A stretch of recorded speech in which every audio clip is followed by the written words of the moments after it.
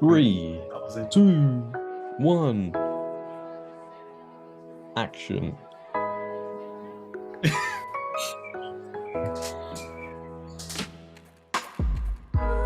Why you got stage fright for? No, this is your podcast. You gotta start. It's not my podcast. You guys. All right, I thought you was introing. I'm just yeah, come on. We Fine. could use okay, this as fine. an intro. This is going to be an intro. Okay. Hey guys, welcome back to the Great Resist podcast. I'm here with my 3 British friends, Brent. and in this episode, we're going to be talking about 3 topics that honestly I think are very important and will actually facilitate a lot of discussion and get you guys thinking. I just know.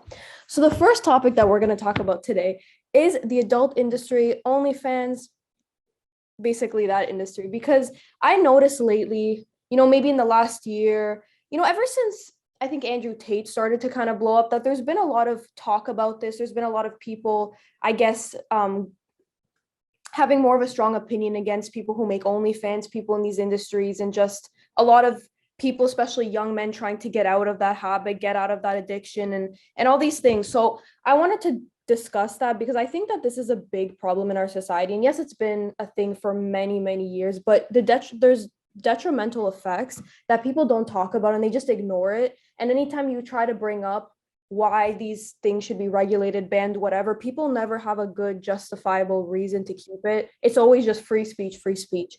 So for example, there's also been bills and they're trying to pass bills. Like, for example, there's anti-porn bills in 8 states that could force device makers to censor sexual material. So the bills would require phone and tablet manufacturers like Apple and Samsung to turn on content filters by default, but their reach could be deeper than intended. There's been petitions to try to ban certain sites. So what do you guys think of all this? What concerns me about regulations and big tech getting involved in censoring content is where do they draw the line? They'll introduce it as this nice thing to try and stop porn addiction, but who knows where they take it in 2-3 years time. What else will they try and censor? What else will they try and stop us watching? But you're telling me the people who created the porn addictions want to stop the porn addictions?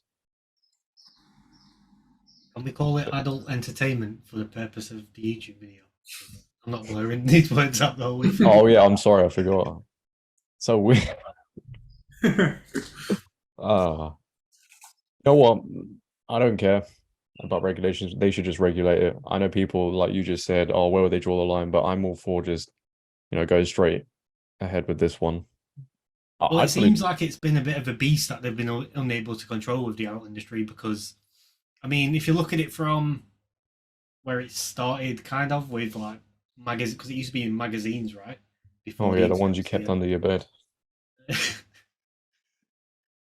And that was a bit different, a bit lighter, I guess, than what we see today. I don't know if you want to call it more like they were more admiring whatever they're looking at rather than in today's day it's set a new narrative of what you sort of should expect from your partner, what you should expect from dating, all that Well, sort today of stuff. it's so accessible, isn't it? And there's so much of it. Yeah, but it's so the quality of it is different. It's not like you're just flicking through a magazine and looking at some pictures of whatever is in there. But today you're actually looking at the full act, and that has an effect on your dating life because then you expect what you see on these videos. Yeah, and even just going on like TikTok or YouTube Shorts, there's always going to be that underlying tone of that, or even people that are underage, even put aside the full acts, even just like doing what they do, you guys get what I'm trying to say. Even sometimes on YouTube Shorts, I'll get these random weird videos that are just, and it's like YouTube doesn't take them down, and there's accounts like bot accounts that keep creating them. And I think that it's like you can't avoid it. It's like everywhere you go or anything, there's always that element of it all the time. And also with OnlyFans, I know I'm going to OnlyFans. Apparently, I saw some video. I don't know who said this, but it was like, we think that they make a lot of money and they say that they make a lot of money, but apparently most of them literally will make minimum wage. Like maybe even a bit less than that. And it's only like the top maybe 1% that will make even a few thousand. So they what's the word I'm looking for? We overestimate how much they really earn from it. And plus it's competitive anyways, right? If everybody does it, it's all competitive anyway. So Yeah, I guess it's similar to YouTube in the sense there's people on YouTube who are making big money, and then there's people on YouTube who are hardly making anything. OnlyFans is probably a similar concept to that. I think regulating OnlyFans is a win-win, okay, in the present and the future. The present, because say if you got rid of OnlyFans, you just got rid of it completely. I don't think that's what they want to do, but they just want to regulate it more, right?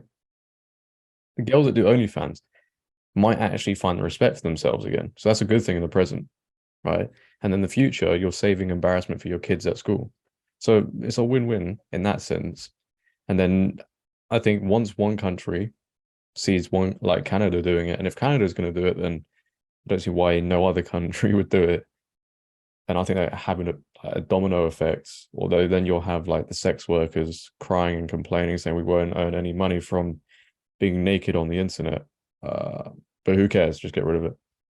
I just don't like it whatsoever. And I think I have to disagree with the regulation. I don't like OnlyFans. I don't like the industry. But yeah, guys, we don't. I don't think the government should be our mum and dad telling us that we can't go and do these things. If people want to make the choice and go and do it, like that's on them. And maybe there should be more. Society should be strong enough to educate people around what the impacts are of going into that industry. Are we talking about the people that create it, like the impact, or the people who consume it, or both? Well, I think you've got to look at the reason why so many of these girls are going to OnlyFans. And if you look at social media as a whole, let's say before OnlyFans was a thing, girls were going on social media. The Kardashians blew up doing all of this. They're basically sexualizing themselves anyway. So all these girls go on Instagram, see the Kardashians living a flashy life, but sexualizing themselves in the same regard. They're going to think, oh my God, I want to do that, I want to do that. And then you see all these other Instagram influencers who sexualize themselves. When you think, would you call it like soft P, maybe, on Instagram? And what it is they're seeing this. They're seeing all these girls get hundreds of thousands of followers on Instagram. And they're like, well, how do you do it? How do you do it? I need that, I need that, I need that. And it comes down to materialistic views. And they're just chasing the fame, they're chasing the materialistic, but it's an empty void of like, it doesn't fill you. I struggle to believe that all the girls that are doing OnlyFans are happy with themselves. But it's sheep mentality though, right? It's true, but I don't know. I just feel like it's a problem not with the app. The app, I don't see a problem with there being an app out there. Each to their own if someone wants to use it, like Aaron's saying. I see the problem with society that why has there been like such a big rush of girls going over there, and obviously there's demand for it. So there's a deeper reason to this, I think. Then obviously there's a surface level, and then there's a deeper reason. I was gonna say I think it's because girls are like, oh, like a few things. First, I was gonna say the girls, if they can if they want to be like these celebrities and they sexualize themselves, they're like, oh, but I can make money off of it, so let me might as well. And second thing is I hear this phrase a lot. It's like if guys will, I can't get the exact wording right now, but it's like it's like if guys will sexualize me, I might as well sexualize myself and actually get money from it, something like that, along the lines of that. And I think a lot of them actually are coming out, especially with all these podcasts, like the Red Pill podcast, that they're actually expressing regret and saying, like, a lot of them think, or even not only OnlyFans, but people in the actual like industry, they're exposing it more. They're saying they regret it. It was a mistake. They were pressured, all this stuff into it. So I think there's just a new wave of people stepping back from that, or just realizing the people who actually consume it and the people who make it, realizing, hey, like this is not right. This is a problem. This was a mistake. And whether they're turning to religion or not, I'm noticing that now. Then you've got to look at it from the other side as well, because you could see it from many points. Say, for example, you get ex-criminals, right? They might have robbed banks or robbed people's houses in the past, and then they don't want to do it anymore. They know it's wrong, so they stop doing it. But yet, still, people are out there robbing banks, and they don't have enough exposure to the other side of it to stop them from doing it. It's the same thing with OnlyFans. Say 10% of the OnlyFans models decide, oh, I'm against this. I'm going to stop doing it. It's wrong. They don't actually have a platform as big as Instagram, for example, to try and stop these girls from doing it because the other side of it's taken over. The glamorization of it all's taken over completely. Kind of reminds me of the whole like trans detrans. It's like they don't want to give the detrans a platform because then it kind of not ruins, it makes us think differently of the trans side. So maybe you could say the same thing here. Maybe they won't have as much of a platform, or it'll change the way we see the other side, and they don't want that. Yeah, there is a narrative around OnlyFans, like it's this positive, great thing to do, and we do live in a society that's sexually liberated and they can do what they want. But I think obviously we've taken that way too far now, and everything's just normal. When we see on Twitter, Instagram, somebody naked, we're like, oh, that's a normal thing. I don't think it should be like that. I think it should be kept in private. It should be a intimate thing for somebody to share. I mean, at the end of the day, when you do OnlyFans, you are an online hooker, are you not? I know Aaron says he doesn't want the regulations because of governments getting involved, etc. But I think somebody's got to get involved because obviously the willpower with men and women who consume it is just not there anymore, and they almost need that mother or father to stop them. And I know you shouldn't give that power to somebody who hates you anyway, but somebody's got to step in and do it because we're going down this road of where it's getting worse and worse and worse and worse, and people need it more and more and more. So what happens? Like, do we just say, okay, don't get involved, and then we just reach a point? Because I think it's already destroyed thousands of men anyway. So, who's going to stop it? Because you can listen to all these people who talk about how bad porn, the P is, but they don't stop.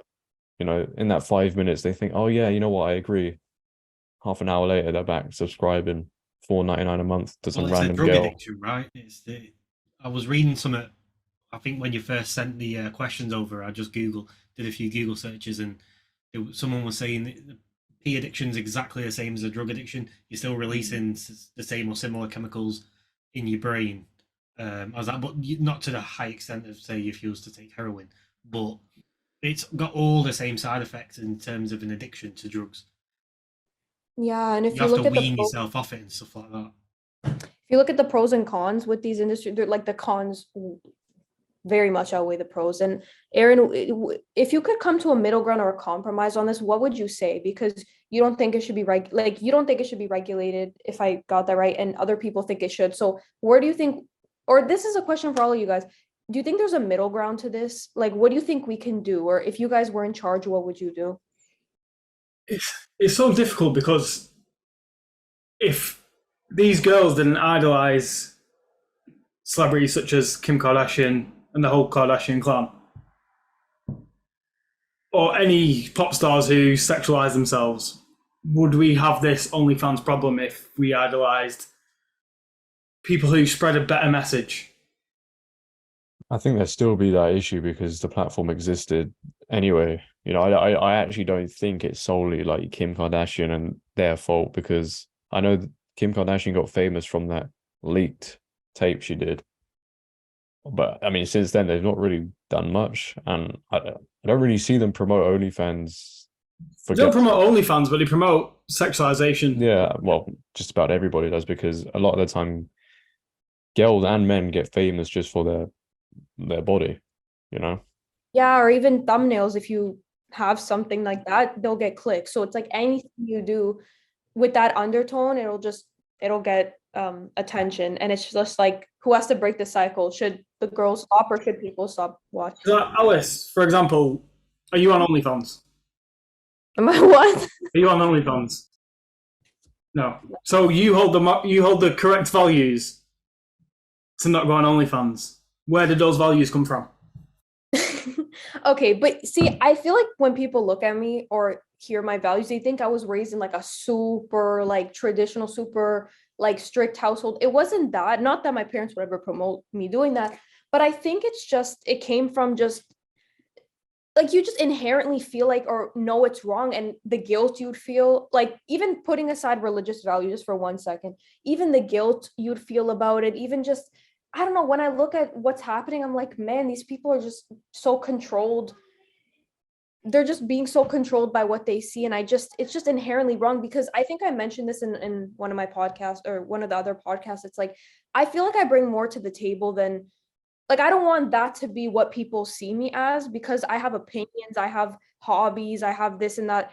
Like, I mean, I have more to share. Like, I'd rather help someone, I'd rather speak my mind than do something like that, because then I feel like I'm put in a certain category. And like, even if there was no stigma behind it, I just still wouldn't. I'd rather be known for something else if I were to be known for something. And I just it's not something I'd want to do. Like I wouldn't. It would also sabotage like a relationship, and it's Mm. I So don't know. I morally, just you think it's wrong on many different.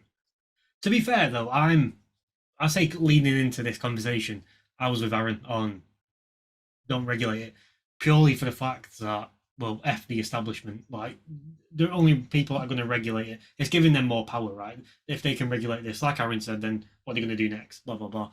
But on the other side of things, right, let's say if things were done a bit more fair from the establishment in terms of regulations, then let's look at YouTube, for example. It is a bit too regulated, but it does have regulations. Let's strip it back and just say it's got basic regulations where you can't put adult content on. You need to be careful with, slightly with what you say, and it just makes it a more wholesome experience for everyone being on YouTube. It keeps the quality of content, well, good, basically, because I've learned so much from YouTube and I still learn so much from YouTube. So the regulations can work, although I don't trust who's going to be able to regulate them because they're just going to absolutely take it too far. I don't think you can find a middle ground anyway. And anything now, I think we live in the world of extremes. You're either one side or you're not. I have a question. Let's say just as hypothetical. Let's say one day everything having to do with that disappeared. How do you think people would like react? Like, what do you think would happen I'd if go it just all outside and disappeared one people day? would also be outside. I'd be like, "Whoa, where have you all been?" You know? People make the argument that if you ban these websites, people are gonna become more violent. They're actually gonna go assaulting people and all that stuff. Like that's an argument someone made when they try to justify it. And I'm like, so you're saying that if we ban these things, people are gonna go and assault and R-word people? Like that's what's really gonna happen? And I was But like, doesn't P contribute to that anyway? I don't know if there's a way to measure that, because I get it from the point that if someone has, what do you call it, like built up I don't know what to tension, call it, like, Sexual tension. frustration. yeah, I don't know what the professional word is for it. Then they can release themselves in the private sort of manner. But if they don't have that, then they're just going to go out and hunt for it. But then there's the other flip the coin on the other side, because they're addicted to it and that's all they think about. When they are out in public, they're still going to be thinking about the same thing, and they might not be able to control themselves until they get home. So I think there's two sides to that. I actually think it's really sad people have porn addictions. You know that. Like, imagine that. Like, you've been given this life to do so much. You know, you've been blessed with this life, and yet you're gonna waste it laying in bed, like watching stuff. I do you not feel any shame in yourself? Like when I just hope some guy, if there's a guy watching right now, just the visualization of you looking down at you doing it, like you would feel so much shame. You'd look like a wet noodle in a bed. But it's normalized. Like everything's normalized now. Everything. Yeah, I know, but because nobody. It's kind of glamorized, though, isn't it? No, which is the problem. Yeah, it's like people wouldn't want to get help for it. They think it's normal, and yeah, this OnlyFans is positive because the girls control what they do and they're their own boss, and it's really a mess. And It's like you're seeing OnlyFans stars doing professional boxing fights. Oh yeah. Like, could you embarrass? Like, I don't care. You could earn millions and millions of pounds. You would never have might respect, and that's worth billions. So you might as well stop. But it's like even if you earn millions, you're always gonna have that view on you of like you have literally no self-esteem, you're insecure, and you're desperate for validation on the internet, so much so that you would put yourself naked for people to see you, pay for you, etc. So and that's the excuse. You like, if you see OnlyFans girls and you see the guys in their comments saying, "Oh, you're like, you do this or do that," and like, well, I earn much more than you, and that goes back to the materialistic thing. It is just because they want the money, but they don't think long term. How's this going to affect my family in the future? How's it going to affect my kids at school? But it's a societal problem, right? Because if they're just doing it for the money, they don't have any fulfillment in what they're doing. In the back of their mind, surely any sane person would know in the back of the mind, I'm actually anti-fulfilled. I'm the opposite of fulfilled doing this. Or maybe they aren't sane people then. Well, yeah, Wasn't OnlyFans originally made for something else? It was founded in 2016 by a British businessman, but like wasn't the purpose something else? I don't think it. Well, I think it was just for paid content. So it could be anything, I think. Yeah, like we could have been on it, right? Like we could have. Yeah, I think it was like Patreon, wasn't it? I think we still can. I don't think it is just specifically for adult entertainment. I think we could upload. Yeah. Yeah, but if you guys say you have an Only. I mean, even Patreon's been taken over by. Check out our podcast on explicit. Oh dear. I don't know. I think, yeah, maybe you're right in the regulations. Then we shouldn't give power to people that will abuse it. But I think the normal thing to do would be to say, give us the regulations. But we're in a point of society where we can't trust them with the regulations to help society look after themselves better, because it all stems down to it's all their fault because. But who do you blame more? The people that make it or the people who watch it? I was gonna say who's gonna break this. Well, the people that watch it are they're driving the market, aren't they? Yeah, the market's there because of the people. It's their fault. Yeah, the main problem. We've caused this problem. But the people that ban it, like, what's the worst they can do technically in terms of that? Like, what's the fear, like the concern that they're gonna overstep? Like, in what sense? Yeah, with that sense, I don't actually really know what the concern. I mean, I guess unless they stretch it to social media somehow, but like even with YouTube, if you upload something that's got nudity in, you'll get a strike anyway. So just see with governments and how they do regulations, they'll word it in a way where they can enforce something else later on. What would affect people saying if we're regulating nudity? How would that affect something? So overstepping the mark would be, let's stop nudity, then let's stop. It will the spiral will end up leading down to let's stop bad words, and then when it gets into regulating language, then we've got a problem. I mean, YouTube tried that though, didn't they? With swear I words. was gonna say that's what they do. Like it's funny that we can say you can swear. I mean, I don't know if they'll strike you. You can say all this stuff on YouTube. You can do all this crazy stuff, but yet if you say certain words to describe a situation, they take you down. I don't mind. YouTube can do what the fuck they want. Like, yeah, they can because they're a private company. So we don't have to use YouTube. There's other platforms we can use. But it's a monopoly, isn't it? Yeah, but YouTube's got a monopoly. That's why we use it. Yeah. So in my head, like I'm not. As long as the government aren't involved and the government aren't saying you can't swear on the internet. But where do YouTube's rules and regulations come from in the very first place? Do you think they create them? Nah. Yeah, someone above them, BlackRock, Vanguard, hitting them with. It's just tough because, like, with the way, like, with my values and morals, like, even if they ban this or that, it wouldn't personally affect me. But at the same time, I know the slippery slope it could go down because they ban one thing, then they ban this, and then I guess it goes to the second point in a sense of like objective morality, like what's right, what's wrong, and then it can go down these slippery slopes for sure. And another thing too is, can't people use AI to impersonate? Like to make fake accounts of girls and then get money off of that. Like AI might advance that. I think that started happening already. I'm sure some article somewhere has popped up before where it's said that. Hey, listen, this goes to any guy. If you're buying nudes off an AI generated account, bro, please just look in the mirror and just look at how much shame you have brought on your bloodline and yourself. Because that is that is like you got the regular one here, and then below that is paying for Yeah, AI. but Josh, you're saying that now, but in 5 years' time, it'll be normal. Yeah, well, well, this is That's why the you see scary with thing about these things. all my ad revenue, right, and all the money I get, I'm just saving to go to Mars with Elon Musk. So these people can do what they want. I ain't, Yeah, I'll be we'll gone. lose our jobs and AI will just do everything. Maybe It's AI crazy. is the Antichrist. Some people are speculating that. Yeah, probably. But It's also crazy because with AI, can't they generate, like kids and underage and things that would be illegal for adults to do in terms of this stuff? Deep fakes, all this stuff on these websites. well, that's a strike. Um, yeah, probably. And there's probably some sick people out there that get involved with that.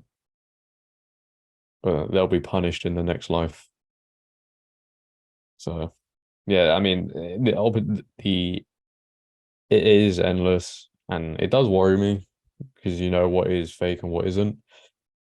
But I guess you just got to go along with it because at the end, as much as you want, like you can't do anything about it, can you?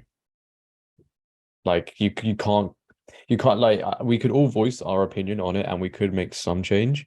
And I always hate it when people say, "Oh, we can't do anything," but if they want AI to be a normality, it will become a normality, you know?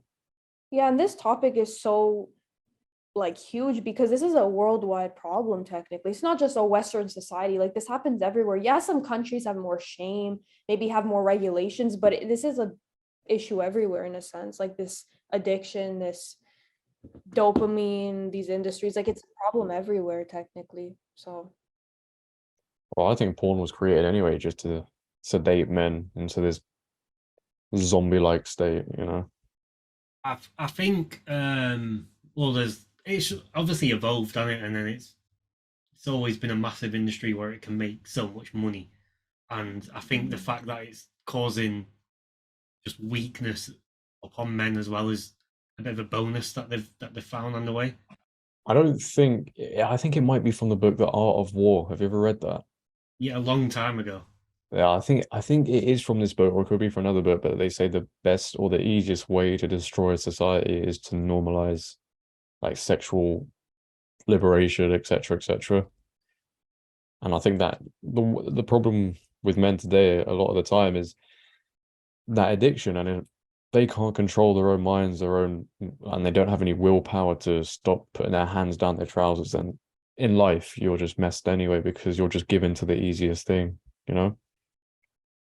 And that's why I don't like it. It's more the fact that men are being affected by it, which is why I have such a I don't know what's the word to say it, such a grudge against it, you know?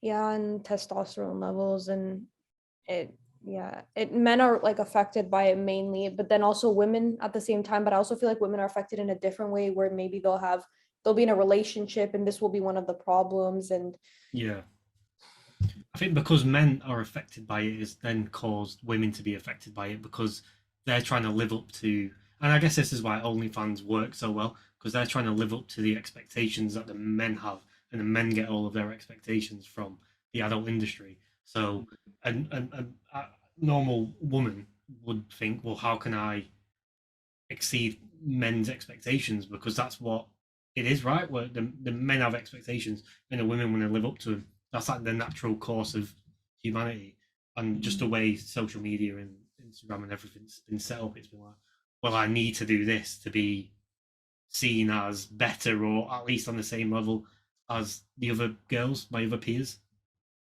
So yeah, and it's become so violent too and so aggressive and just borderline just yeah, yeah, like I'm saying, it's with these websites and all that stuff, it's very violent and their expectations, they just want more and more and it gets just more extreme. And now it's like if you find people that say, no, I'm against it, or no, I don't consume it or whatever, it's like you don't almost believe them because you feel like everybody is affected by this or like everybody's involved. And it just Crazy thing is, most girls don't actually know the effect of what it has on men. But I've met plenty of girls, and I tell them I don't watch it and stuff like that. Like I absolutely hate it, and they're like, "What? Why?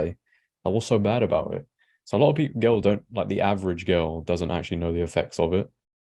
Well, most people don't really think a second level deeper than No, surface level anyway. So yeah.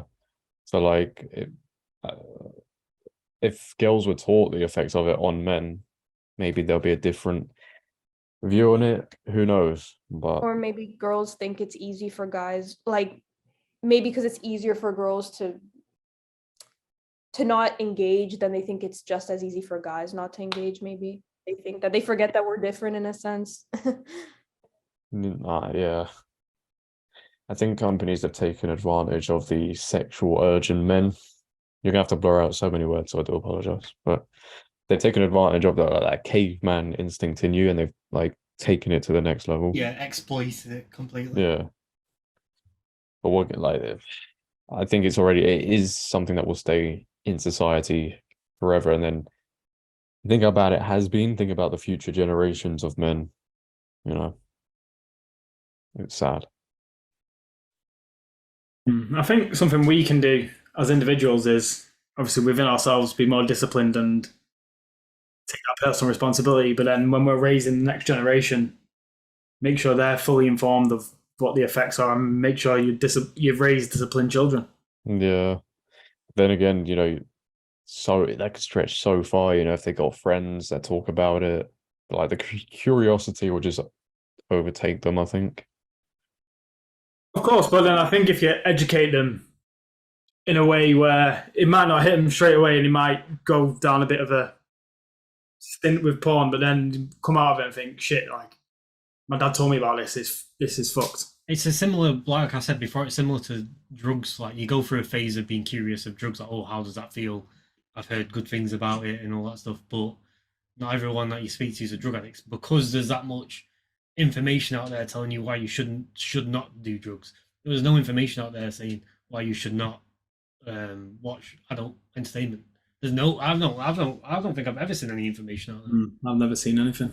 But you Just see, from like YouTubers you listen to. yeah, even in school, Podcasters. you would get like assemblies or whatever where they would talk to you about drugs and the problem with drugs. You'll even get sex education classes in school, but they never talk to you about the adult entertainment industry. They never warn you about it. It's just If there as a normal anything, thing. if anything, with how woke things are, it seems like they would try to, I don't want to Oh say no, promote, yeah, they are but talking about maybe sexual stuff, aren't they? like, yeah, they might Like, try to promote it or be like, girls, this is so liberating, like you can be in control and all this stuff. And I was gonna say, I think this is a topic I'm pretty confident and like assured of myself with, that I'm firm about this, because I don't see any positives to it. I feel like you can state your case really well with this type of topic, and there's not really, what's it called? You know what I'm trying to say? Like, I feel like this is something I could be very firm on because I don't see the other side arguing for it. I don't think their arguments yeah. are that valid in a sense. I mean, if the powers that be wanted to uh, make this industry viewed as terrible, tomorrow they could put endless articles out saying this is bad for you, it's bad for you, it's bad for you. And the longer they repeat it, the more people would believe it anyway. So I don't even think they want to like make it this thing where it's something people shouldn't do. It's an absolute cash cow, though, isn't it? That's why. It's part of a bigger thing for sure. Yeah. It's worth 97 billion globally. 97 billion. Man. That's a lot of bees. 97 billion pounds generated off the exploitation of men and women. Yeah, exploiting both sides, aren't they? Yeah, I mean, you've been exploited and yet you still do it. That just don't make sense to me. You're feeding addictions from both sides, right? Because you've got the addiction of men. Obviously, that's quite blatant, but there's also the addiction of women as well because they must get a thrill off these men paying to look at them on OnlyFans. They must get their self-confidence must like skyrocket from it because they're like, oh my god, all these men want to pay me. It Yeah. must be so special. What about those girls? Because I actually, there's this YouTuber and she has OnlyFans, but like she doesn't make this type, her videos are completely unrelated. And she has a boyfriend and she still has this. Like she's still, Oh, like there's no, actually a lot of girls who no. have boyfriends and they have the girls have OnlyFans and the boyfriends are technically okay with it or whatever. So This is I another topic. All men watching right now, if you are, if you've got a girlfriend that does OnlyFans, again, look in that mirror. Because that has got to be like the most emasculating thing. I don't care, right? I don't care. I know there's plenty of guys out there that have OnlyFans. Oh, I'm okay with it. But are you really? Are you really? Because all these men out there are seeing your woman I think the $5 a month. the only ones that are okay with it are the ones that are saying, "Get in front of that camera and make me some money." Yeah, but do you Ones think that the are girl? literally Do you think pimping the their girlfriends out. do you think the girls are giving them the money? or maybe the boyfriends find some sort of thrill in it or something. I Literally, mean, Yeah, maybe the that's boy sits in the corner just recording it. Oh, this is great. But like, do you think most girls today, if they started like, if I had a girl here, she said, "Oh, I want to start OnlyFans," and I'd be like, "Well, give me most of the money," she'd kick me out. So I don't think any of these guys are getting money off these girls. I think, well, that's the problem with how weak men are, though. yeah, and they'll take the scraps, the bottom of the barrel girls just to have a girlfriend, even if she's selling herself online. Yeah, because some men will have the mindset that, oh my god, all these girls, all these guys want my girlfriend, and I've got. They'll have that sort of mentality about it. Well, that's just a cuck mentality, I think.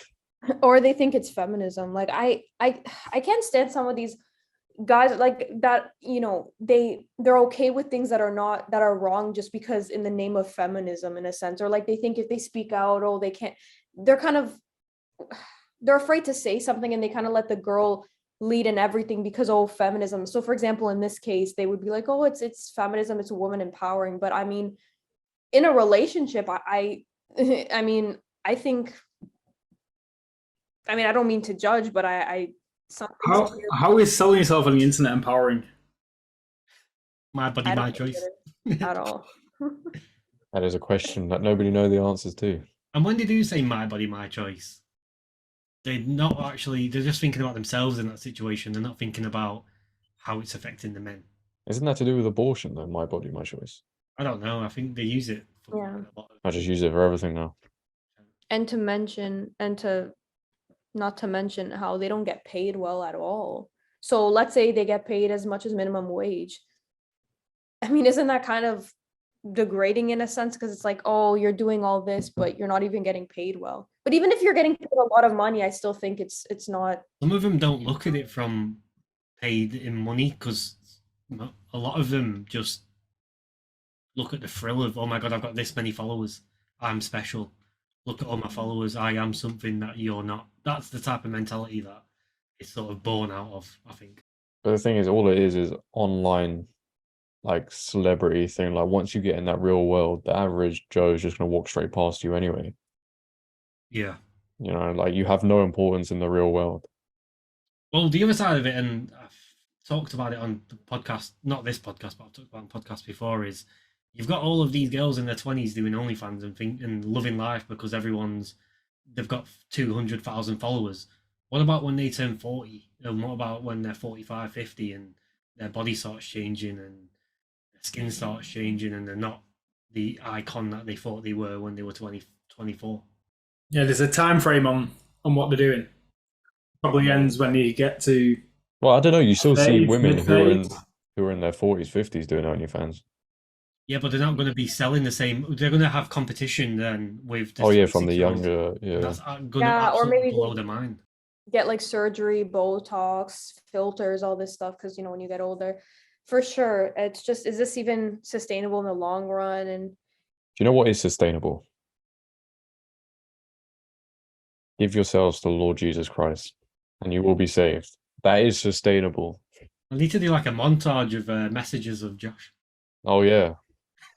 No, that's the only thing I subscribe to. The But Lord I think Jesus that's a big Christ. issue. I think it is a massive issue that no one's really looking at or paying attention when they're talking about these things, because we're in that age bracket now. We're gonna grow old with the same age group of these women who are going to be absolutely broken, and that's not going to be good for society in 20, 30 years time.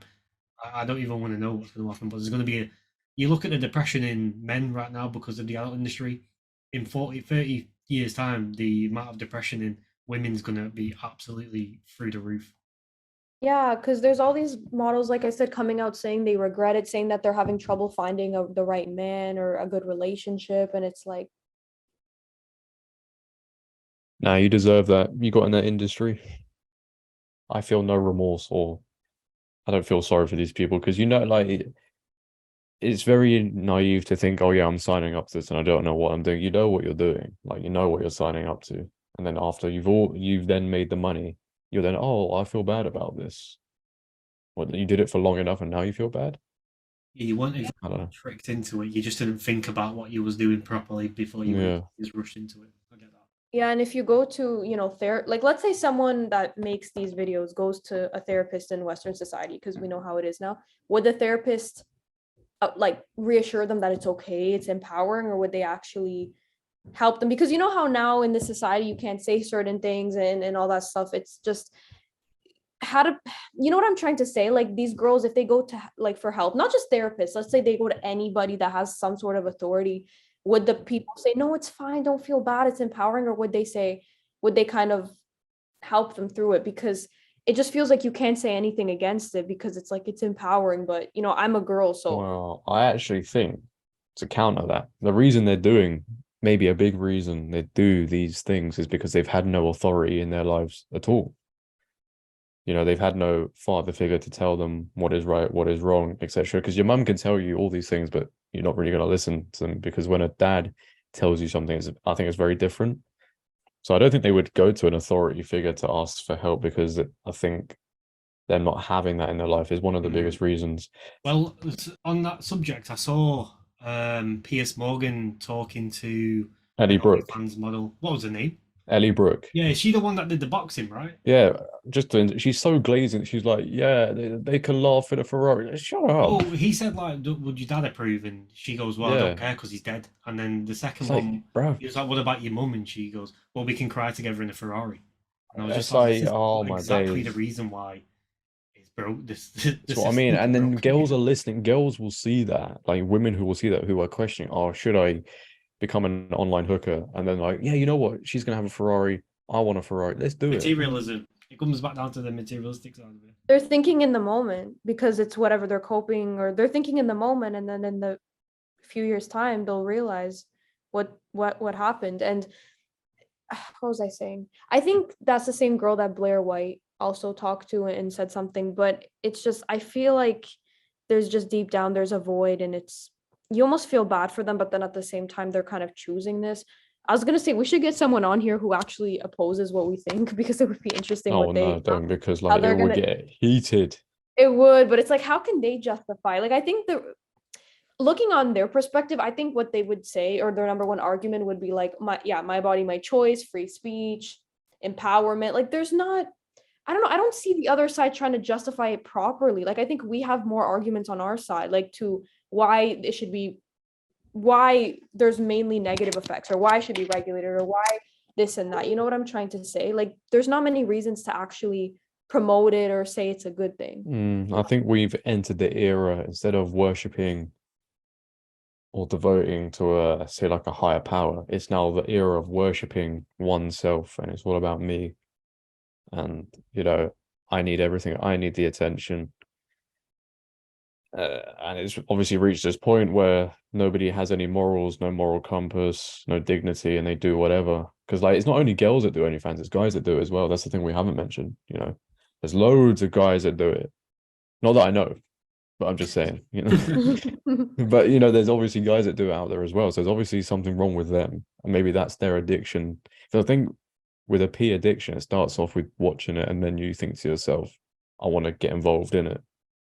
Which is why maybe the guys who are with the girls that do OnlyFans, they have an addiction to it as well. I Maybe can't. I don't think I can see an answer of to why men do it. Honestly, I don't know. there is no answer. Shameful.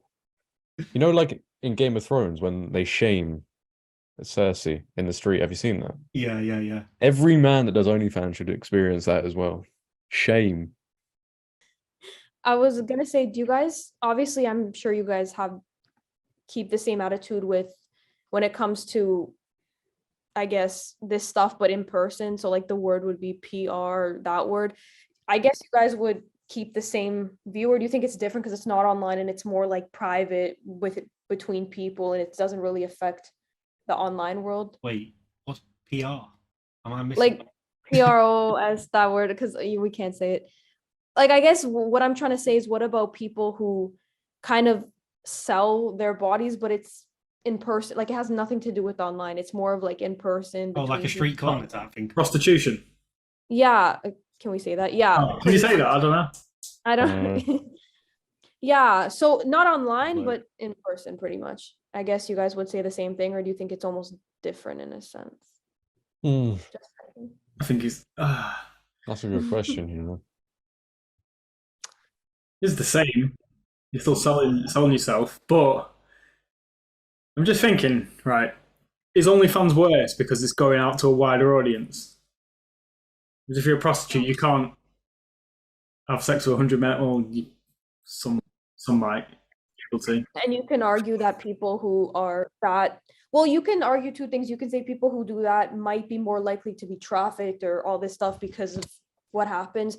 Or you could say, and you can say with those people, it's more in person. With OF, it's online, like it's not really physical contact. But then at the same time, you can say, but people who do it in person and sell their services, whatever, it's not affecting society. I mean, it is, but it's not on the same level as this online, the websites, the OF. So I feel like it's on a different level, but it's similar opinion.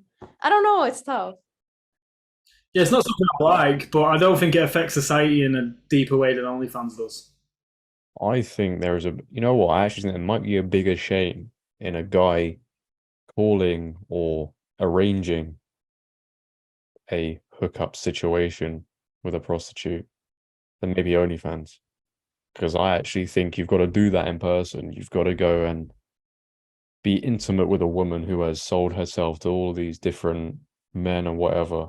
I think that's worse than maybe OnlyFans. But then again, like with the in-person prostitute, that I'm assuming that costs a lot more than OnlyFans, you know, as well. I guess the market is varied, right? Because there's like some. Well, I'm not a like connoisseur in Charlie this sort of Sheen, thing, Charlie so I Sheen, don't actually know. Charlie Sheen style. You'll spend like $5,000 on Yeah, them. I don't know. I think it's all wrapped up into one, you know. I guess you got to put it under the same umbrella, right? Just the sex industry, isn't it? Yeah. Yeah. But prostitution's always been there since like years and years and years and years and years and years ago, you know. That's always been a thing, I'm pretty sure. Yeah. So Yeah, because from like way back when they've always had. You see it when you watch like films on Game of Thrones, for example. Like they'll have brothels or whatever. yeah. So those have always existed. We just have the online brothels now. Yeah. So is this like just a natural evolution of it? Digital. Maybe. Digital prostitution. So if you want to look at it from that route, then you can say, well, yeah, that is actually wrong because that's what's led us to where we are today. This is the natural evolution of that industry. And Yeah. people can say it's safer because with OF, like people regulate it. It's your own boss. But with the other one, people can be forced into it. And Well, it's all that. safer, yeah, because you're not in contact with the. Oh yeah, that too. That's very true. It's a sad state of affairs, ladies and gentlemen. And then obviously with OnlyFans as well, you're going to have less like sexually transmitted infections than if everyone was going out to do it with. I wish that wasn't the case. You know, I wish you just subscribe to OnlyFans. That's it. You get an infection. Boom.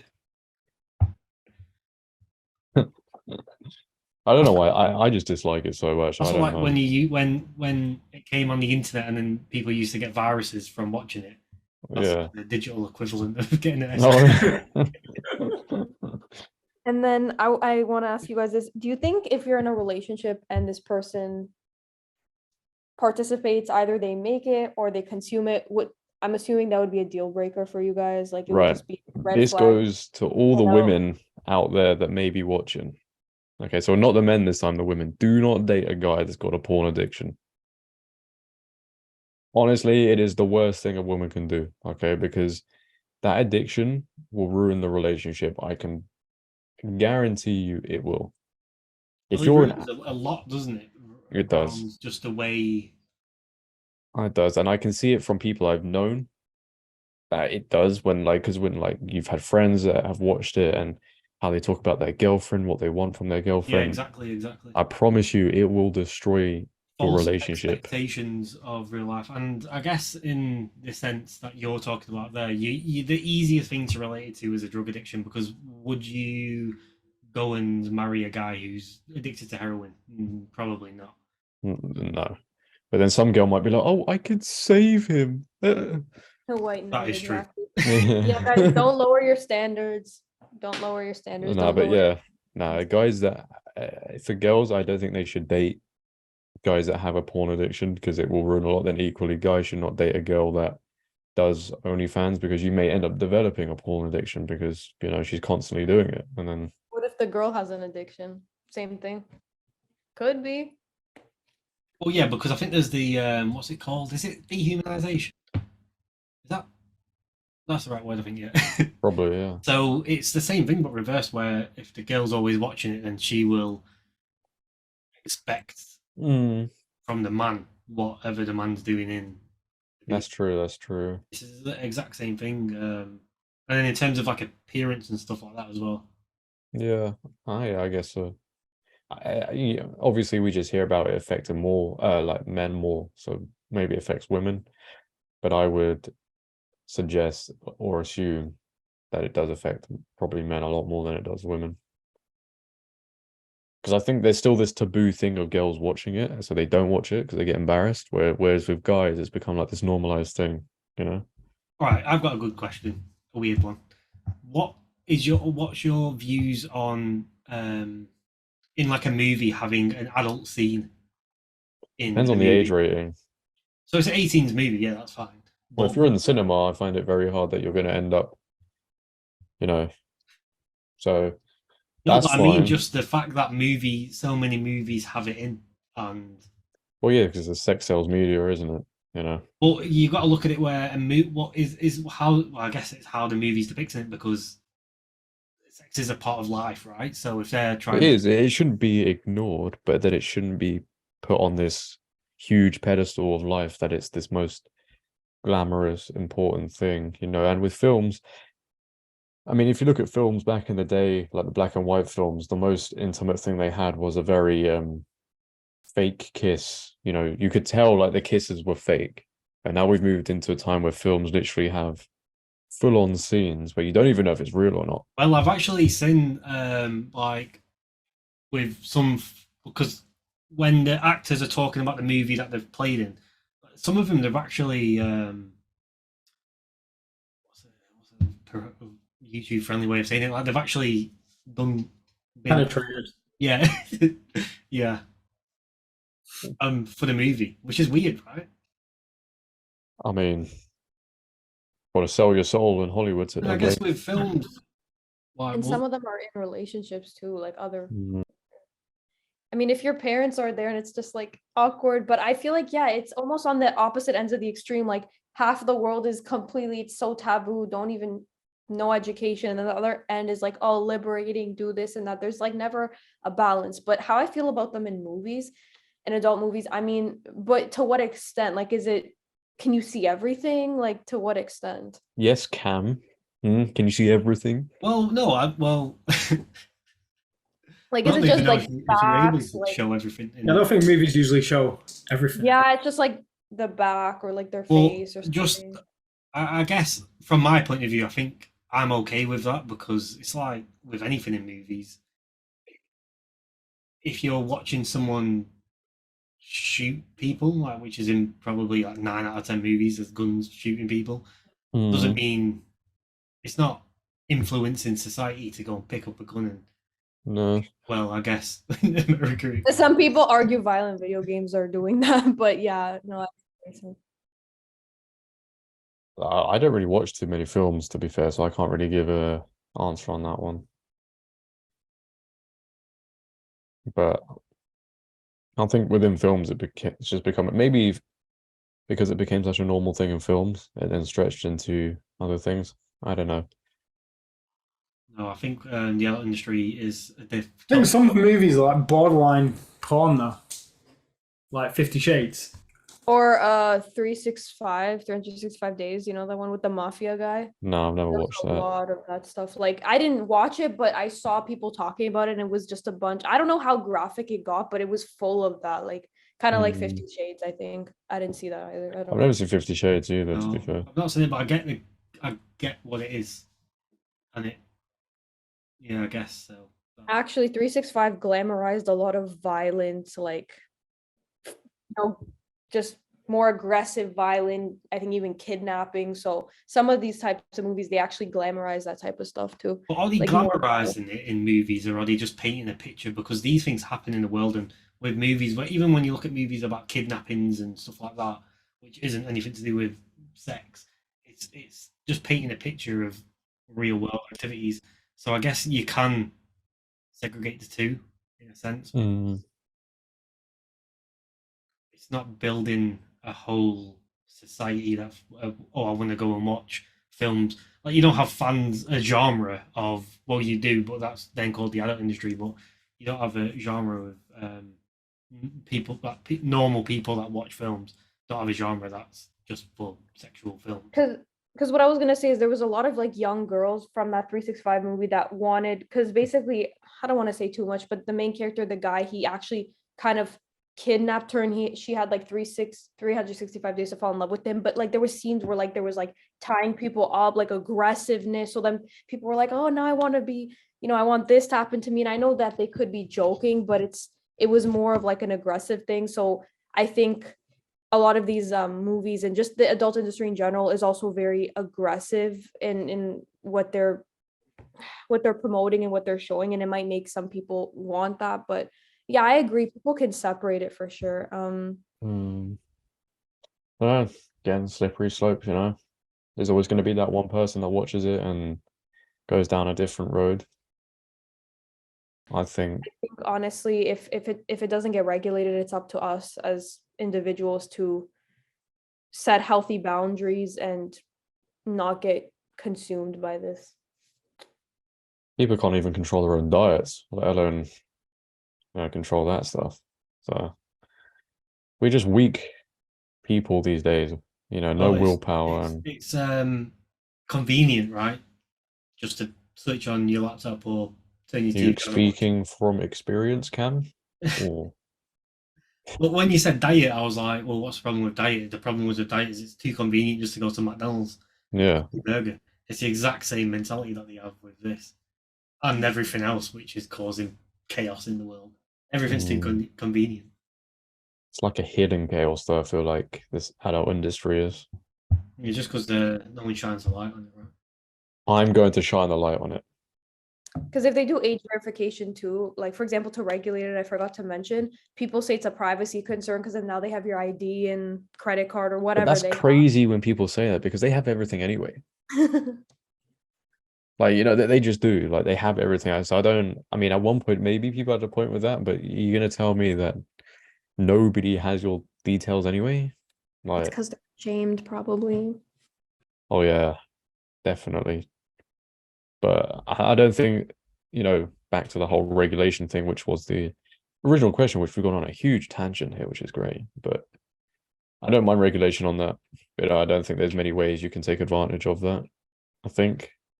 Because already social media companies have regulations for nudity. So, I don't know what more they That's the social media companies putting those regulations in place, though, not the government. If we had this conversation before the pandemic, I probably would have said, yeah, regulate it. But since the pandemic, the government have shown their true colours and what they're willing to do. Or maybe they've always acted like that. We just haven't seen it before. Yeah, they have always acted like that. But the pandemic highlighted it to me. Well, let's not bring up Bill Gates, otherwise Aaron huge.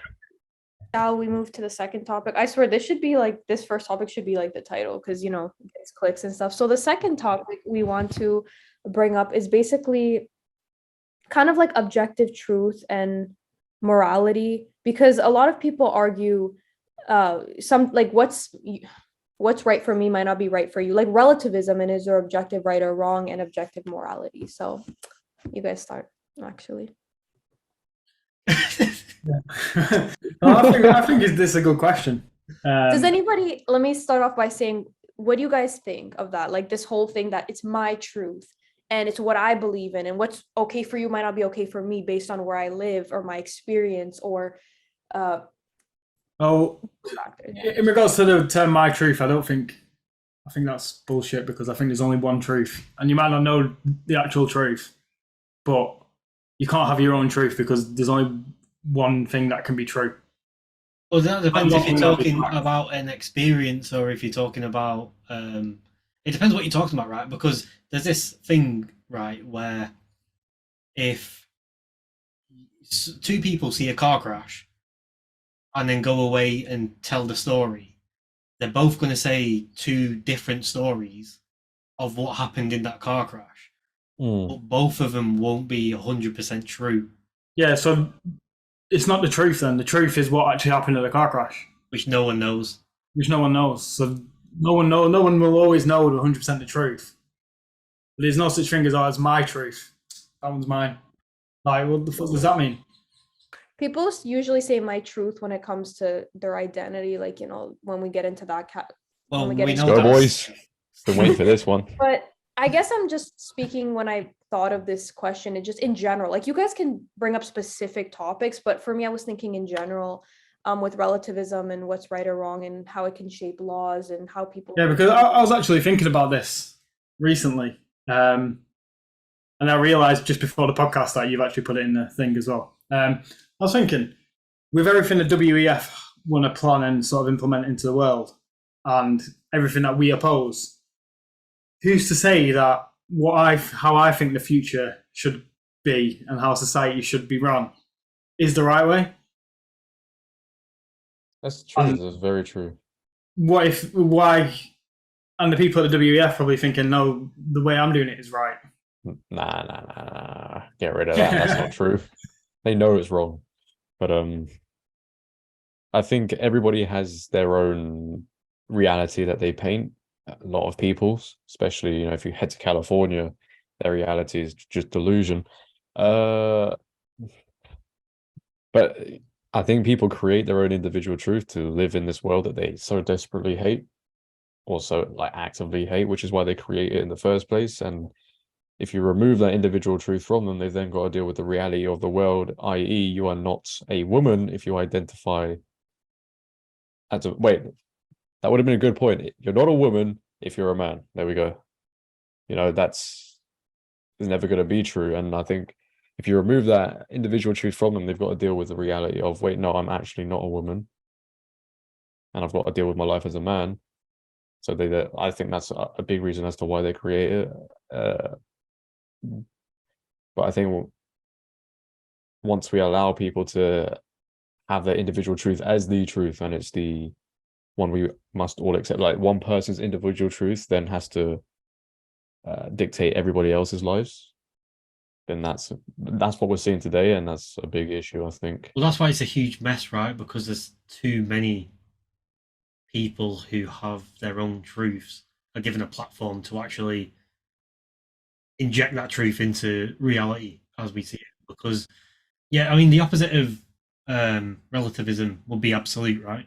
So something that so on the gender front, because I think that's probably a good example of how to sort of dismiss the topic a bit, is it's absolute that there's two genders, but yet people who live in a fantasy world with relativism on that front can, I don't know how to explain it without sounding crazy, but like they're messing up the nature of the universe, if that makes sense, by them having fabric of reality. Yeah, by them having their own truth, which is quite blatantly, obviously against the absolute truth.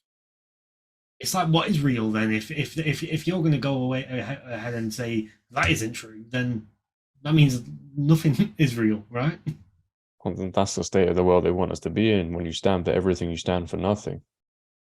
Yeah, there's this quote I like. If you don't, if you stand for nothing, you fall for everything. And basically, the actual definition of relativism is the belief that there's no absolute truth, only the truth that a particular individual or culture happen to believe. So do you guys think that's basically BS? Like, it's a stupid concept. But then there's the other side of it, which is, I think I mentioned it to Aaron before everyone jumps on the call. It's like certain religions say certain things, and then other religions say certain things. I think one that I've found online was Jewish people don't eat pork. They think that's wrong. That's their truth. That is wrong to eat pork. Whereas other religions think it's good to eat pork, and that's their truth. So I don't know what I'm saying, but I kid you not, I swear to you, I was thinking of that example too. I swear, like in Judaism and Islam, it's like pork is like a no, but I think in Christianity, I think so, pork is okay. Or in some countries, it's okay to marry someone that's young, and then in other countries, it's not okay. Or just different things. You can even say the same thing for, all these laws in terms of even the LGBT laws, for example, or different laws that they implement in different countries, and depends what part of the world you're in. And it's like, do we have a right to criticize them? Do they have a right to criticize us? Because we live in different places, but there's different set of beliefs we have. So it's kind of like, it's a tough one, but I at the same time, it's like I feel like we all just know what's right and what's wrong, and I think it's okay to call things out. But then they argue, no, this is the way I live. Like, we think it's okay. So yeah, it's like, yeah, well, it's hard to say, because is this something that was, as a culture I know, or is this something that I know as a human, as a person, like marrying someone that's 7 years old, for example, is that something I know is wrong from a cultural perspective, or is that something I know is wrong from me as an individual, just being a human and having human emotions? Just, do I pick up automatically that that isn't right or that isn't correct? That's where my head gets a bit. This is why this question is A like very so strange example you used there. deep. No, but that's like like in some cultures, it's okay to do that. Like, so do they? Do they? They obviously don't possess the same like logical view that I possess, and is that because their culture just says it's okay, so that is their truth? yeah, or just, yeah, like marrying, like child marriages, or even age gaps. Like it just depends where you're from, because some people will be like, oh, why do you care if there's an age gap? Like in half of the world, like they can marry someone so much younger, but then in the Western, people with like 4 years age gap, it's seen as like a big problem. So it's like, is it because of the way we were raised? Like, why do we have these views and why do they have these views? Why is it different? Is it because they're more mature in other countries? Like, what's the reason? And it's, yeah, you make a good point. I know this is a bit of a loaded question, but I guess we can narrow it down to some topics, or just, It's I don't know. one of them questions, like philosophical questions, Yeah, it where makes you like ponder. you can, because you can go down like millions of avenues with it, right? But then you can start justifying things that you normally wouldn't, I guess, with relativism sometimes, or what's really so wrong about this or that? Is it the way I was raised? Like you said, is it what I feel inside? Is it my religious beliefs? Is it a cultural thing? Yeah, I guess that's like the question of life, though, right? Isn't it? Because that's what we're seeing now with the gender debate. It's like, are we like you? I know we all think there's two genders, right? But surely it must cross your mind to think, just even if it's a slight thought that just passes your mind, like, oh, am I wrong? No, Could there never be? does. There's not But you one know what I mean, second though. that I breathe where I think I must be in the wrong here with this. But what about the people Okay. that are intersex? Then what?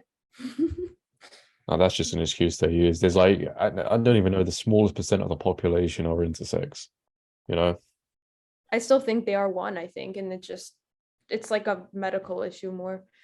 Uh, yeah, because if we start letting people, if we let relativism take over, then there'll be different truths, and all the truth we know will be gone, and we're going to be made to believe a bunch of outlandish stuff because well, isn't that already the relativism. case? Yeah, in a sense. I mean, if you look at COVID, I'm going to say it. Got to work overtime on this episode here. Yeah, I know. Up all night.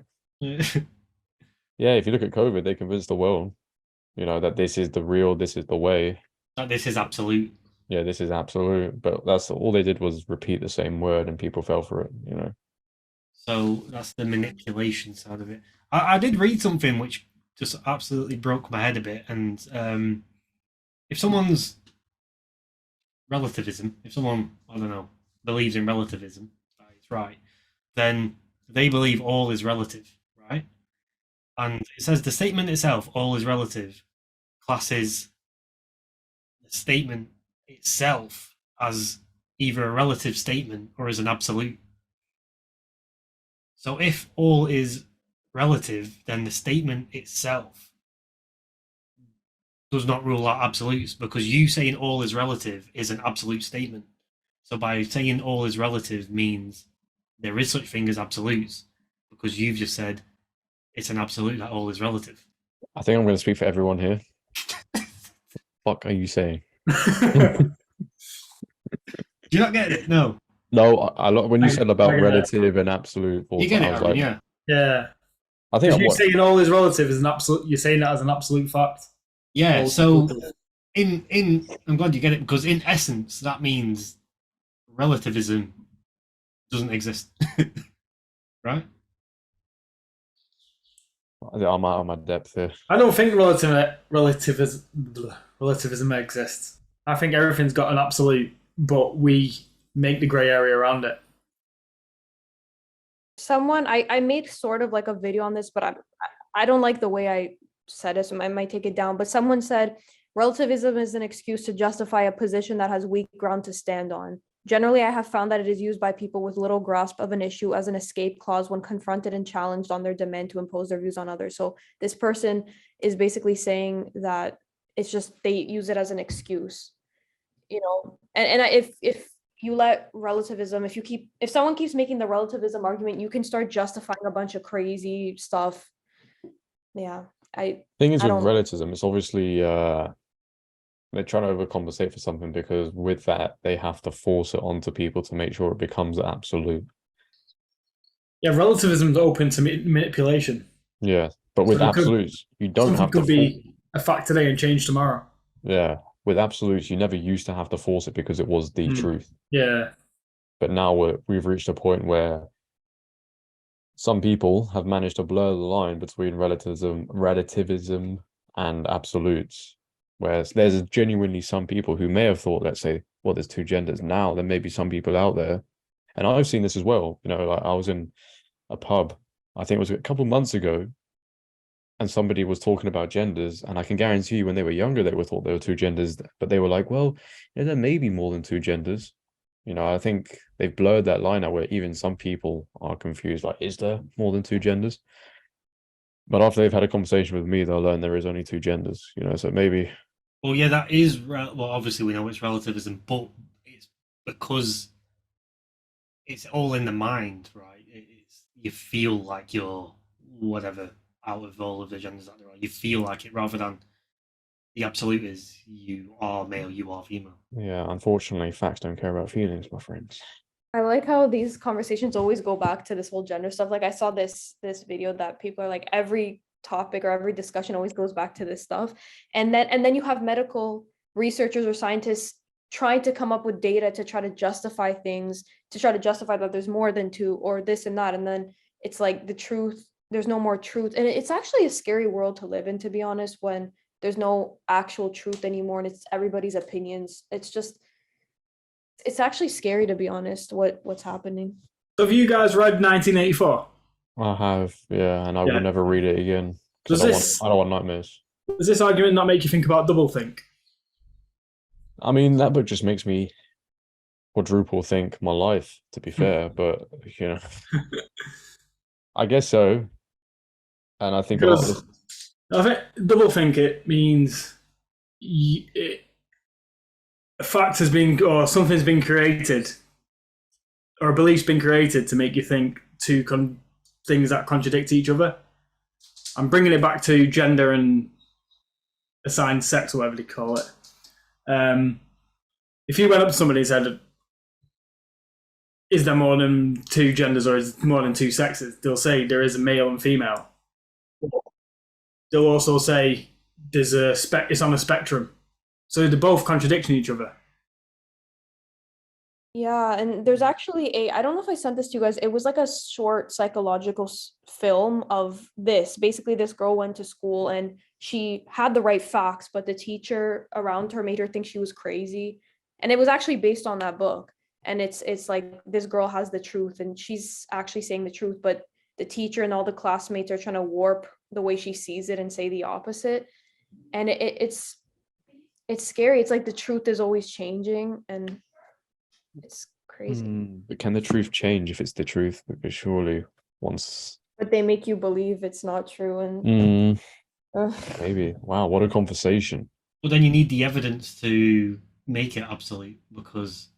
But we now live in a world where evidence can be fabricated. Yeah, but how can you fabricate evidence to say that there's more than two genders? Oh, okay. If you're going to use that aspect, then yeah, no. Well, some people try and do. Some people try and do. Yeah, well, it's like what Aaron just said then about spectrum, right? But that still means that there's two genders because there's two sides of a spectrum. There's two sides of a coin.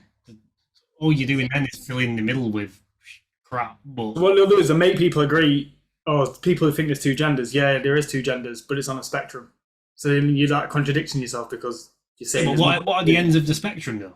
Male and female. Well, no. Yeah, the spectrum is how you feel. Because you can have a guy, but on the spectrum of things, he feels very feminine. That doesn't make him a woman. There was someone saying something like, "Oh, non-binary is contradictory because there's the word non-binary doesn't exist." But because there's the word binary, so then they're kind of contradicting themselves. There's something about that. Yeah. I mean, you can be a man, but on the spectrum.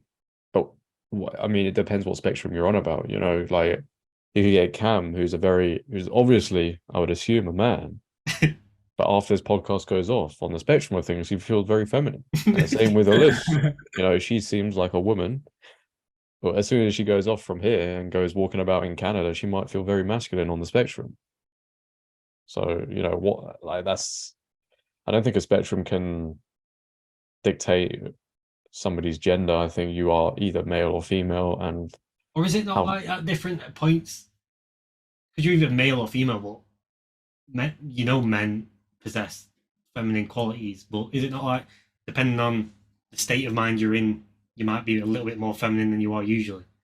Well, I think if you're more feminine than the average guy, I think it's how you've been raised. I think if you're raised maybe in a single mother household, you're more likely to be on the more feminine side of the spectrum.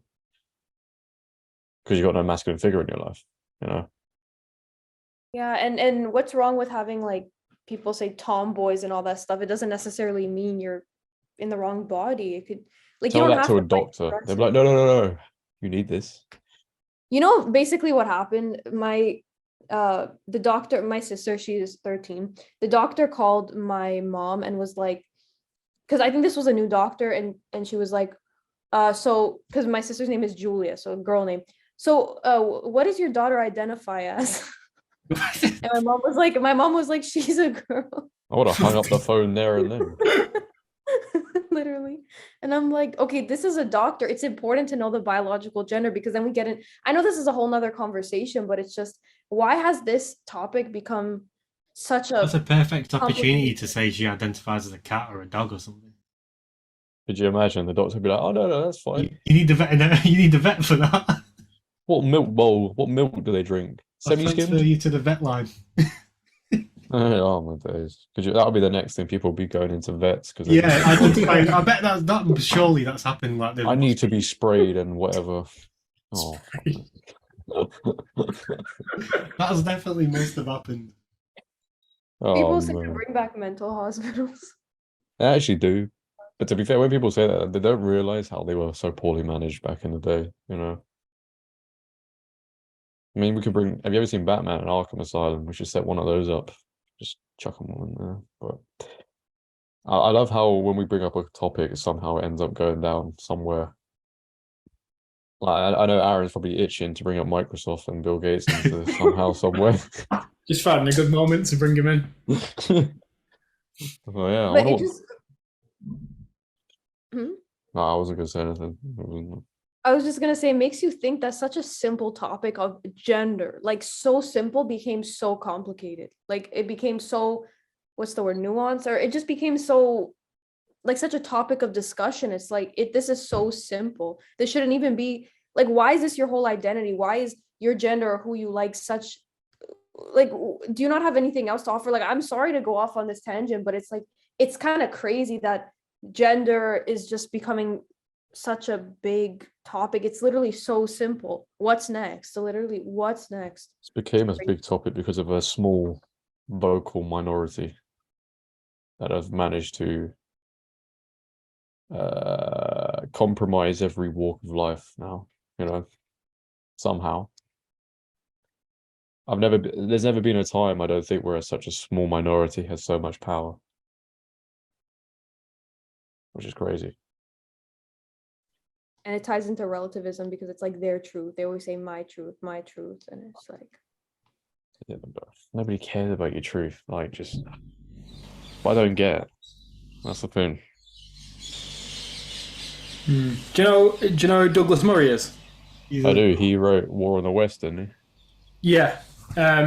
He said the obsession of gender is a sign of a fallen empire. He said the Romans were obsessed with gender towards the back end of their empire as well. Really? Yeah, I've heard that as well. Yeah. Yeah, because everything, you know what it is? Because the Romans became so comfortable and they could indulge in all this stuff, and then it made them all weak. And then I don't know who overtook the Romans, but obviously somebody did because of that comfort. The Romans are always brought up as an example of what's happening today. yeah, Because history doesn't repeat itself, but it rhymes. Definitely.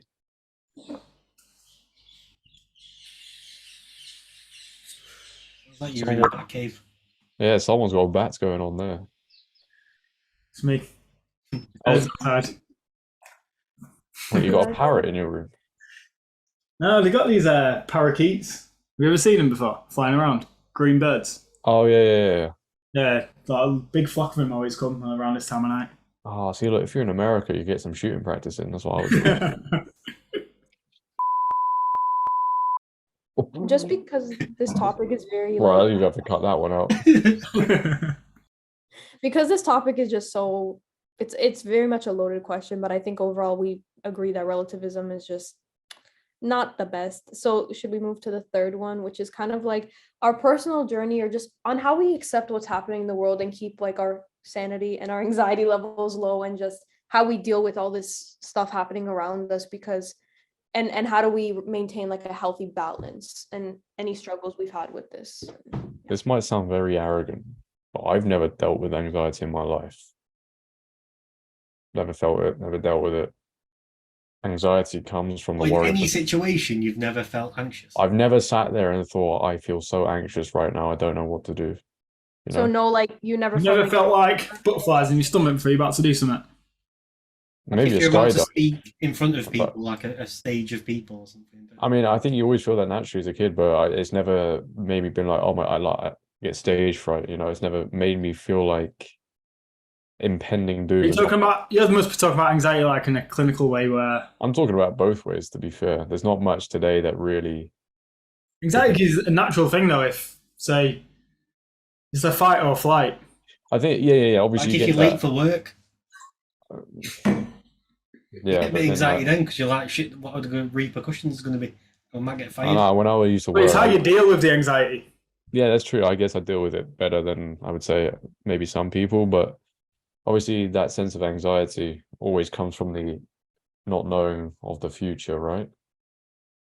Yeah, of the unknown. Yeah, anxiety comes from the unknown. So I just deal with the present moment, because worrying about the future, unless you literally have something to do that, if you don't do it, will affect the future.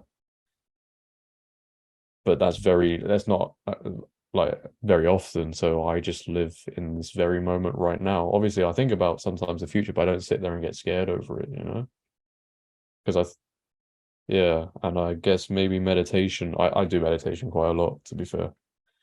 So maybe that helps. And I think people that can't escape their own minds maybe aren't able to handle the state of the world right now. Like I talk quite a lot about the state of the world, but it doesn't like give me this anxious feeling like, oh, I'm in so much dread. You know, I feel more frustration than anything. But yeah, See, I know. I would say I do get anxious and I do get anxiety, but I've sort of like learned to, because I would say definitely maybe through teenage years or like early 20s, I would say anxiety could quite easily take over me in certain situations. But then like doing personal growth to try and overcome it, I'm never going to overcome anxiety. I know that, but it's like when I am getting anxious, I actually you have to be patient enough to look at the situation you're in. I'll use the example of being late for work as an example because loads of people will Well, just have. use a personal example. What made you feel anxious back in the day, or Well, still does now? it could be anything from small. Oh, So okay. if I was late for work, then I'll be anxious. Oh, what's my manager going to say? Am I going to get fired the second time I've been late? Are they going to fire me? But it's like anxious. Me being anxious means looking at the repercussions of what I've just done, being late for work, for example, all of the possible outcomes being negative. Obviously, in certain situations, there's not much positive, but you can draw positive from it, right? So if I was to go in to work late and then my manager's like, right, you're fired. Realistically, I don't think I'm in a situation where I'm not going to be able to go out and get another job.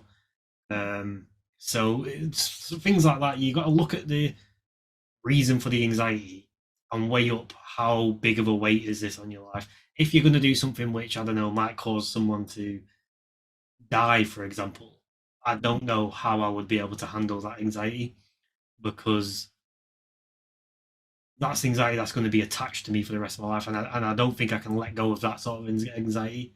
So what if you do something that's gonna like kill someone? Did you say? Yeah, like that's just an example of something because if someone dies because of my action, then it's going to be like All right. Okay. Yeah, yeah. there's no way I can outweigh that negative result. The reason why if I do something and then I leave it and I go away and then in my back of my head I'm like that could kill someone because I've left it that way, and then someone does die from it, then there's no. In my head, I'll be like, right, well, if someone dies from it, what can I do to sort it out? I don't feel like Yeah. there's anything I can do in that situation. I think those are very extreme examples, you know, but they're very good examples, but also on the extreme end. I think I don't know if you want to talk about anxiety on a medical issue or just a general issue, but I think maybe for both, I think people do worry too much because we live in a society where everything is created, dramatized, and is painted in a negative way. And most of the, like, this is crazy. Like, most of the girls I've been romantically with have had anxiety, which is kind of strange. So I don't know if it's a thing that affects girls a lot more than guys. Yeah, anxiety and depression seems to be very common or very, what's it called? Like, okay, it's one thing to be like nervous about normal things, but if someone's constantly anxious or they actually have like a diagnosis of like generalized anxiety, then it definitely is a medical thing, whether it's like a deficiency in something or an actual medical thing. But yeah, anxiety seems to be very, yeah, and I think it's also just living here too. It just when you live kind of fast paced or when you see everything that seems all negative on the news and social media, it definitely contributes to the anxiety, depression that people have. I think with the negativity on the news and the stuff you're reading, the best way to do it is just focus on yourself. Don't focus on any external factors because all that matters is what you can do today, not what's going to happen tomorrow, not what's going to happen in 5 years' time. All that matters is your actions today. Get what you can do today to sort of make you feel good. So if you've got loads of work to do, just get it all done in one day, and then you'll feel like accomplished after it. And that's a big anxiety, like a short-term anxiety that's gone. I know with me, sometimes if work's piling up, I'll just sit there and I'll just put my phone away and I'll smash my work out day, and then afterwards I feel good again, feel like my head's clear. Yeah, yeah. I think, and this could go back to individual truths as well. I think the self-diagnosis people make of them being depressed or anxious then gets reaffirmed by people around them. Because also we live in a society where if somebody comes up and says to you, hey, look, I've got anxiety, I've got depression, you have to take it at face value. Like, not many people would sit there and say, well, no, you don't. Tell me what's going on in your life. Most people are like, oh, are you okay? Do you need help? And I've read plenty of self-improvement books where if you reaffirm a thought or somebody reaffirms a thought to you, you will adopt the nature of said, like, anxiety or whatever. If I say I have anxiety and I go to the doctor and they say, oh yeah, you know what you do, my brain will then adopt that way of living. I think a lot of the issues we face mentally are self-inflicted because we wait to think to ourselves, oh, I've got this, and we go somewhere else and somebody tells us we've got that issue. And I think what beats all of those issues, as Aaron said, is the action of doing. The inaction of not doing anything causes that anxiety.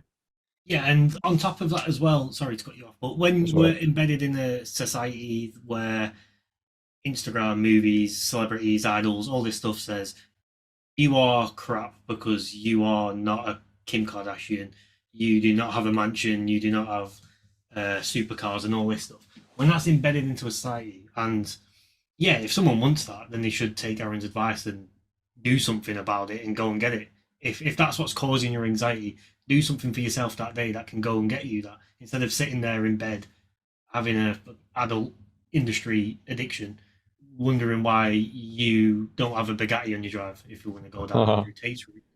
But people also need to recognize that the ideals that are out there on Instagram and on social media, accounting for how many followers you have, how many of this you have, how much money's in your bank account, how many cars you have, that's something that's being forced on you. It's not necessarily something that you need, because I'll say I've been through the phase of thinking, oh, I want this, I want that, I want this, the materialistic phase.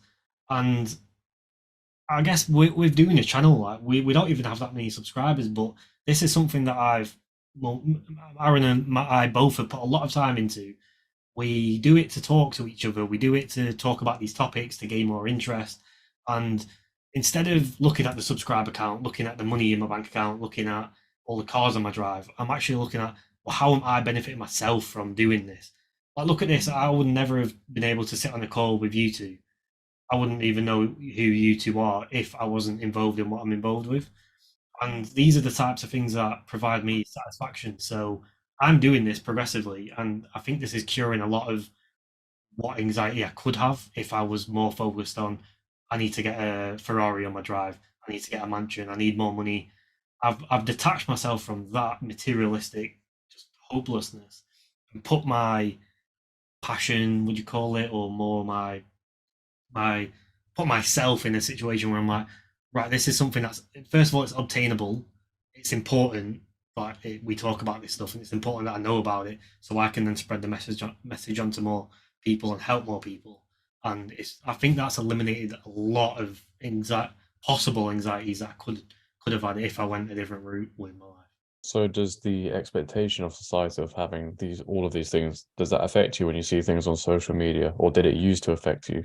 I would say I went probably early 20s. I would have been, oh, my mates just got this, my mates just got that. And I think that's with a lot of people. You're all competitive in, you need to make more money, you need to get more promotions, you need this, you need that. And then I don't know what it was, but something flicked in my brain. I was like, do you know what? It's actually a complete waste of time, all of this. Yeah, because I don't value people based on, how many followers or subscribers they have, because there's different factors, because a lot of the times people who have all these followers and stuff, they could have had connections. Like, there's some singers who became famous and maybe they don't have the best voices, but they had money, they had connections. But then there's people with amazing voices and they don't get recognition. So sometimes it's just like the time and place, it's the money you have. And I don't see people differently when they have less followers or subscribers. If anything, sometimes I get more interested because it's like, like, a lot of the times there are channels with like lower subscriber counts than millions have actually a lot to offer. They're just being suppressed. So yeah, I also think it's a mind over matter thing, and that's why also having a healthy balance or even getting off social media can help, because you're not, like, I think we mentioned this in the other podcast, you're not always comparing yourself to other people and you don't feel like you fell behind, because we have our own pace for things. We've all been through different things, and it's not a race or competition. We only have this life. And I know another big thing is anxieties within relationships as well, because I think, was it Jordan Peterson recently? I read something or listened to something where he said, if you're in a relationship and you don't argue, you're not in a good relationship. You're in a fake relationship. And I think what social media and even TV and all this stuff give you a false sense of what a relationship actually is. Like, it is healthy to have an argument. I'll say more of a dispute in a relationship. It's healthy to disagree on things and then to find common ground and overcome it. That's progress. But if you're hoping for an ideal relationship where you don't dispute, where you don't argue, everything's just accepted, then you're in a really weak, vulnerable situation where you're not growing strong together. And I think that causes anxieties from the point of view of people in relationships that do argue, because then they see people on Instagram just putting obviously the happy snippets of their relationship on there and thinking, oh my God, why is my relationship not like that? I've just argued about what we're having for dinner tomorrow, last night. Why is my relationship not like theirs? But you need to argue about what you want for dinner, or else you're not going to know where both of you are. Hmm. It's crazy because do you want to go? You go next. I thought she was going to say something. All right. It's actually crazy. Like, I understand the effect social media has on people, but I also find it crazy people let it get to them so much. Like, I've never felt this. People talk about the anxiety that comes from social media and how negative it is, but I've never actually felt that. But I've never sat there and laid at night thinking about climate change, and I'm gonna die tomorrow. So it's very strange that people. I mean, apparently that's the thing, climate anxiety. But I've like even just in general, I've never laid there and got scared over social media. So I find it very strange how mentally weak we have now become, where we let things affect us on social media. Like even now, like with my channel, I read more news than usual than I ever have, and yet it still doesn't affect me. One thing I found is I try to find a purpose in life, and once you set a purpose in your life, you can do daily actions to try and achieve that purpose. So if you're reading something negative in the news, like you're gonna think, all right, is this affecting my purpose? No, it's not. So fuck it off. Like it doesn't matter. It's not in my head anymore. And you can go back to doing what you're doing to achieve your purpose in life. I think everybody needs a purpose in life. Especially men. I think the purpose void in men is what is causing all of these issues we're seeing today. Because many years ago, one of the purposes of men was to be soldiers, brought up for war and stuff. Now we've removed that, which is a good thing, but we've removed that and not replaced it with anything else. Yeah, yeah. And what you were saying as well about well, sitting on Instagram and people are just sort of allowing themselves to get anxiety from Instagram. I think what the problem is there, and it links into what Aaron's saying about finding purpose. Finding purpose is one thing, but that's asking one thing too much of these weak-minded people.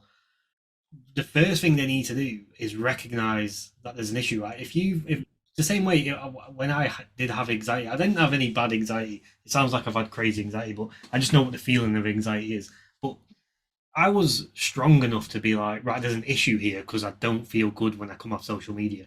Why? So I asked myself, why do I not feel good?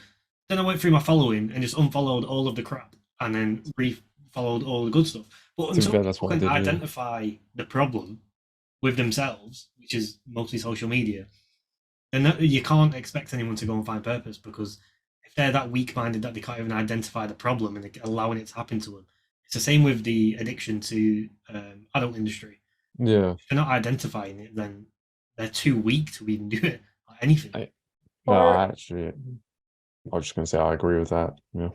I was just gonna say, or it can stem from insecurity. Like maybe let's say someone knows their purpose, or I mean, let's say they do, they don't, but it could also come from the anxiety for social media can come from, well, other than medical issues and deficiencies, like more on a physical level, it could be they're insecure. So like they deep down they feel like they're not good enough. So when they see people they know doing all this for themselves, it's they feel like they're not doing enough. And definitely, yeah, I do think more people like there's more, or there are people that are very impressionable and it just gets to them, like it gets to their heads. And that's why, yeah, you have to try to reassure yourself and talk to yourself and remember the way social media is, the way it's programmed, and a lot of things are superficial, and you're not the only one that's struggling. People just post like the positive stuff and they don't show what's behind that. Like, for example, let's just say, you're upset that this person is, I don't know, going on vacation and you're not. Then you can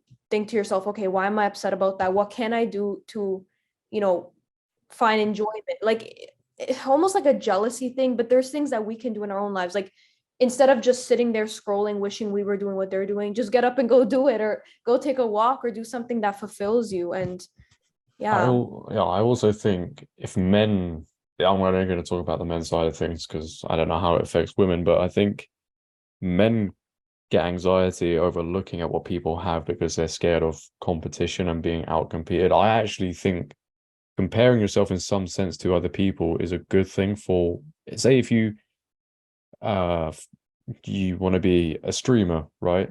A gaming streamer, and you follow gaming streamers, the comparison you have with other streamers, because like you make with yourself to them because they have more, can be a good thing because it will make you more competitive.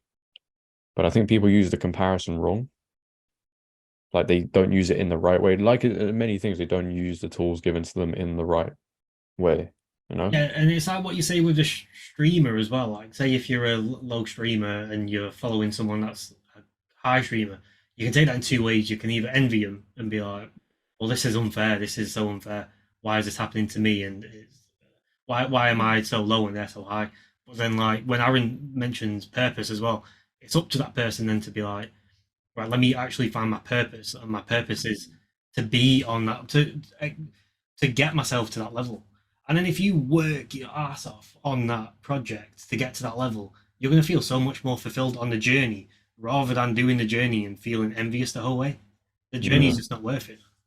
That's one thing as well. Yeah, you need to enjoy the journey that you're on. Enjoy the journey, screw the destination. And Josh, to answer your question, with women, I feel like it's the same thing, competition, but it's more so with looks than it is with for sure, realistic things, especially if they're in relationships. Like, oh, they're trying to one up each other, or oh, this girl looks like this, and it's more about looks, but it's kind of similar in terms of competition or feeling like they're comparing themselves and stuff. Yeah, I think that's what girls do with social media. They compare their bodies, their looks to other girls. Yeah. I mean, if they just thought to themselves, I'm never going to look like that, like, because I just physically can't change my body to look like that, then I think you get rid of that. But it's all on the gender hierarchies on that side. Why Going back to competition, I think what you said, you're right. Competition is healthy and it's good, but I feel like you shouldn't focus too much on. So be competitive, but don't worry too much about what someone else is doing, like how they got there. Focus on your own journey and have a clear goals in mind to get to the position you want to be in. Yeah. And if you're on that journey going somewhere, just remember there's always going to be someone ahead of you and there's always going to be someone behind you. Which is why you always must work hard, because if you become stagnant, that person behind you will overtake you. There's this thing where it's that is true. It's never too late to start, because apparently, like, the KFC man didn't even he opened it when he was 40. So it's like sometimes there's just different like we're at different pace. Like, some people struggle a lot when they're like, I'm not saying you should delay things, but some people struggle, let's say in their 20s, but then they really take off in their 30s. So if someone's doing something earlier than you, don't think that's it, I can't ever do it.